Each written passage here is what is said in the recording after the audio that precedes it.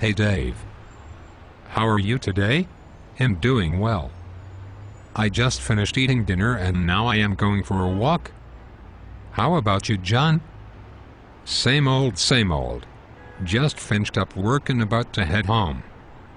This might sound kind of random, but what is your view on the increase in illegal immigration into the United States?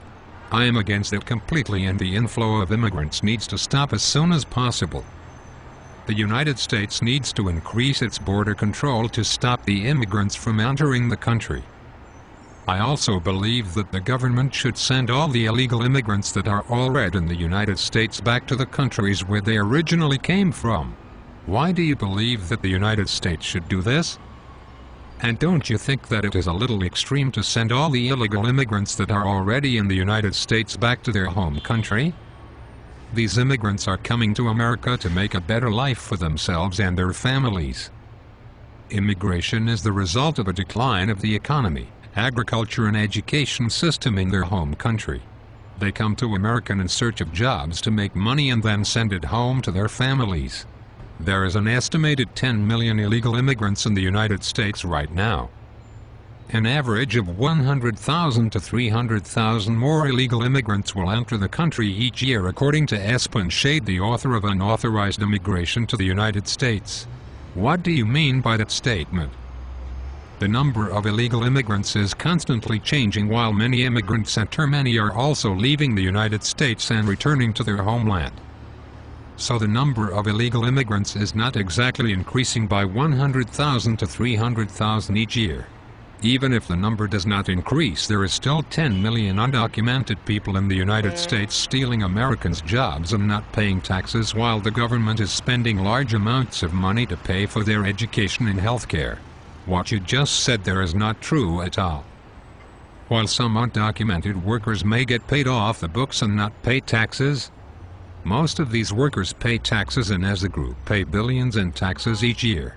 Illegal immigrants contribute about $7 billion to Social Security each year.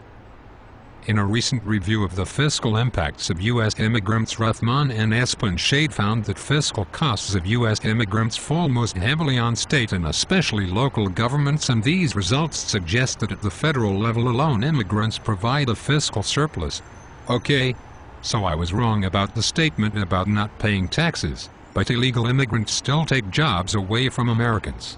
Not necessarily. The illegal immigrants take the lower-paying jobs and the jobs that no one wants. That would be the typical response of someone like yourself who has a college education and a prestigious job.